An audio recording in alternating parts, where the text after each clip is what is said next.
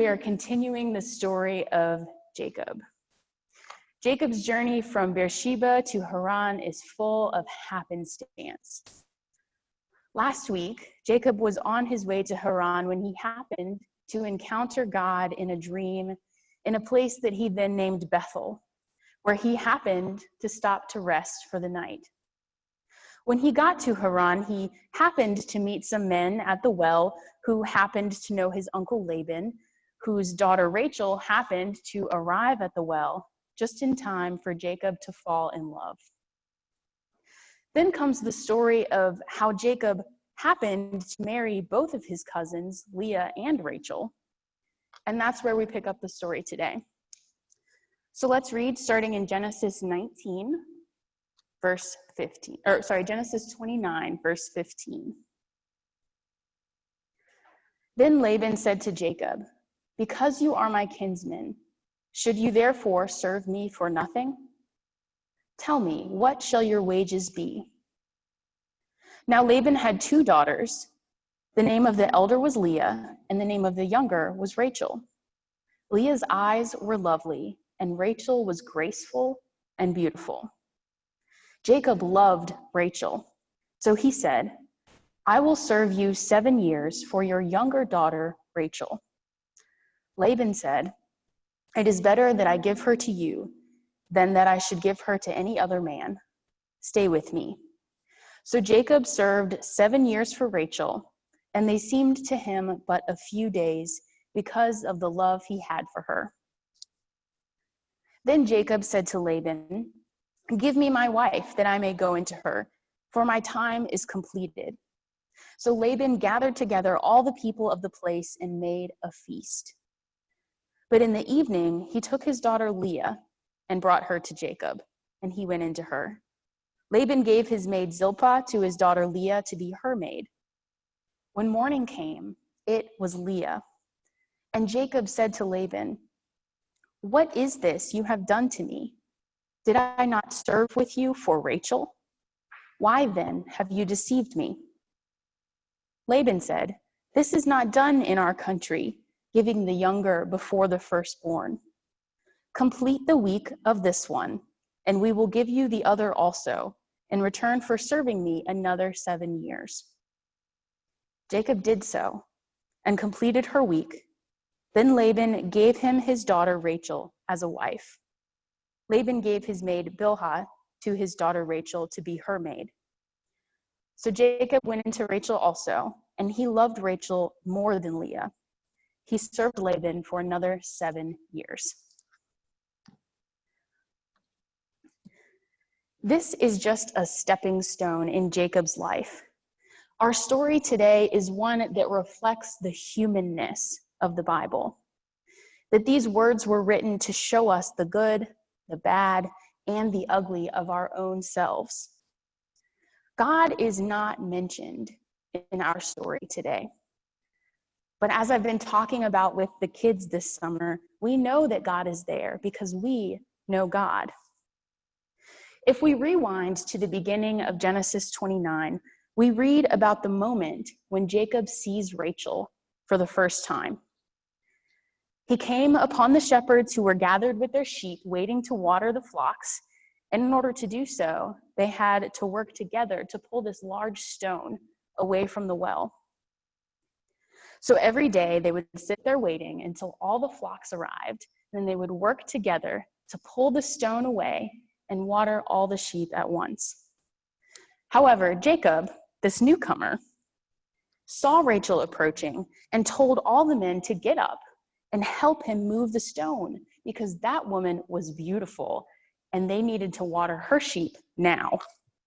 But the men who watered their sheep the same way every day, and having already met Rachel plenty of times before, refused. So Jacob went over to the well by himself and just happened to summon this incredible strength and single-handedly moved the stone from the well so that Rachel could water her sheep. Only after he finished pulling bucket after bucket of water for her did he introduce himself to Rachel as her cousin Jacob. From Rachel's perspective, this is about as romantic as it gets. She was going about her daily labors, traveling to the well with her sheep, prepared to wait in the hot sun with the shepherds, when suddenly this very strong, very mysterious man showed up, moved the stone away from the well, impressive, and proceeded to do all her work for her. I would have been excited to meet Jacob too. But before we get lost in this Jacob and Rachel love story, remember that this is all happening after Jacob deceived his blind father, tricked his brother into selling him his birthright, stole his father's blessing, and ran away from home. To this point, Jacob has been one of the most antagonizing protagonists we have ever met.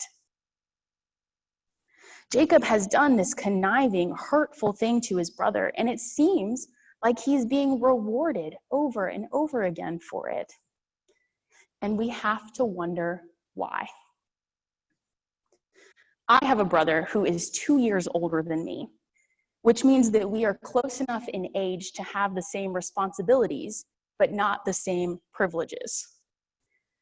As the younger child, I can tell you that this is infuriating.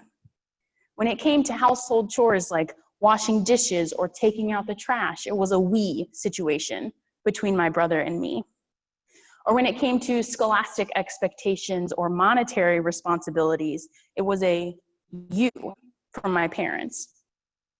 But when it came to things like getting your first phone or setting a bedtime or a curfew, learning to drive, I was suddenly 2 years younger. So Jacob has younger sibling syndrome, which actually influences a lot of the things he does throughout his life. If you ask my mother, the leading symptoms of younger sibling syndrome are envy, manipulation, and a sense of entitlement. I say that younger siblings are hardworking, cunning, and demand equality.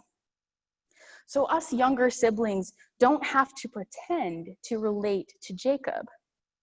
We know what he was thinking when he stole his father's blessing from Esau. Though it was dishonest, he worked really hard for the things he thought he deserved. But just because we take the time to understand Jacob doesn't mean that we forget his flaws, and neither does God. At this point in our story, Jacob has found his uncle Laban and showed his interest in marrying Laban's younger daughter, Rachel. Jacob was looking for a place to live and work anyways, so he told Laban, "I will serve you 7 years in return for your daughter, Rachel." And Laban said, "Deal." So Jacob lived and worked with his uncle for 7 years, which was a pretty expensive bride price. Jacob must have really loved her. After 7 years, he said to Laban, "All right, give me my wife." So Laban put together this huge celebration for Jacob and Rachel. But when the time came, Laban slipped his eldest daughter, Leah, into Rachel's place, and Jacob married the wrong sister. Verse 25 says, when the morning came, it was Leah. Could you imagine? When the sun rose on Jacob and his new wife, and Jacob looked over to say good morning to the woman he loved, only to find her sister. What did Leah say to Jacob that morning? Where was Rachel during all of this? She had to know what was happening. The Bible teaches us so much, but sometimes it leaves out some of the really good stuff. So Jacob went to Laban and said in verse 25, "What is this you have done to me? Did I not serve you for Rachel? Why then have you deceived me?" And Laban very nonchalantly responded, "This is not done in our country, giving the younger before the firstborn. It was the eldest daughter's birthright to be married first." Well, Jacob, doesn't this conflict sound familiar? Once again, Jacob encounters this frustrating birthright issue. We can draw a parallel to the night that Jacob dressed as his brother to trick his father, except this time Jacob was the one who had been deceived. But still, he loved Rachel and wanted to marry her. So Laban said to him in verse 27, "Complete the week with this one," meaning spend the bridal week with Leah, and you will have the other also, in return for serving me another 7 years. And Jacob did this, and he took Rachel as his wife. Though it's not the point I'm making today, I would be remiss to tell this story without talking about Rachel and Leah. Leah married a man who loved her sister, while Rachel married the man she loved, who was already married to her sister. And neither woman had any say in the matter. They were both traded for 7 years of labor each. As the story goes on, we hear more from Leah and Rachel and their struggle as two sisters married to the same man. This situational conflict influences the rest of Jacob's life, carrying on for chapters in Genesis where we read stories about birthright conflict between his children, specifically about Joseph and his favoritism coat of many colors. We have to wonder about this series of events early in Jacob's life. Obviously, he faced the consequences for what he did to his brother Esau. He faced them in a pretty ironic way. But Jacob did not simply pay his debt. He struggled with familial conflict just like this his entire life. Every time Jacob takes one step forward, it seems like he's taking 2 steps back. So it's hard to understand the point of this story.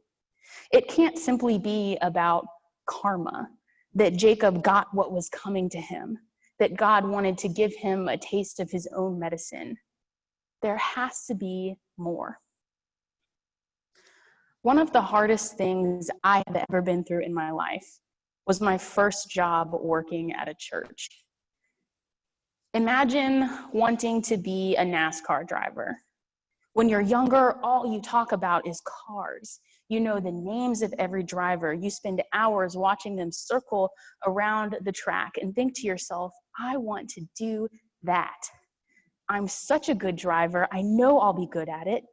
Maybe you imagine you were so meant for this role that you will play a huge part in changing the face of NASCAR forever.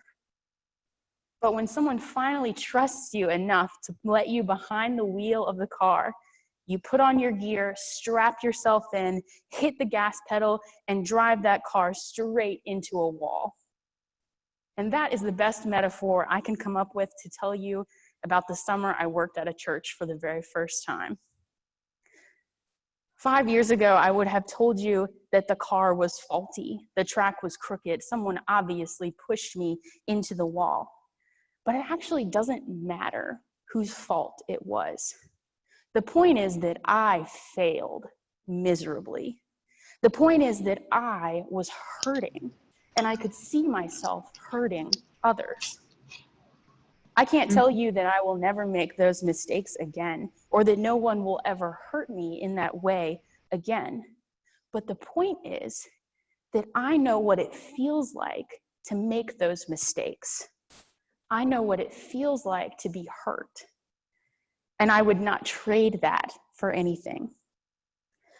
Sometimes really hard things can become the most important moments in our lives. Not because we need the opportunity to feel sorry for ourselves, but because they shape who we are. We have to know what not to do. We have to know what it feels like to lose. And we have to know what it feels like to be wrong. It's the moments when we face our mistakes and our misdeeds, maybe our mistreatment of others, that we finally gain more than we give. Jacob goes on to be a father who has to struggle with sons who are jealous over birthrights and favoritism. I think that God used Laban to show Jacob the other side of his trickery and deceit, so that when Jacob faced obstacles later on in his life, he led with wisdom. When he saw Esau again for the first time, he fell to his knees, bowing in front of his brother, who then embraced him like any brother would. Jacob definitely continued to make mistakes in his life. He continued to be wrong. But God had hands on Jacob the whole time. God showed Jacob really beautiful things and really ugly things. When we can't understand the purpose behind God's actions, we call these events happenstance. After Jacob made the decisions that he did, his life was out of his hands and into God's. I like to believe that God saw a Jacob who was hardworking, cunning, and demanded equality, and thought, I can use him. He can be great. He is perfect for this role. He just needs a little bit more before we strap him in and let him drive. It is a really sad day when we stop believing that God is constantly shaping us. When we stop believing in ourselves because of mistakes that we have made.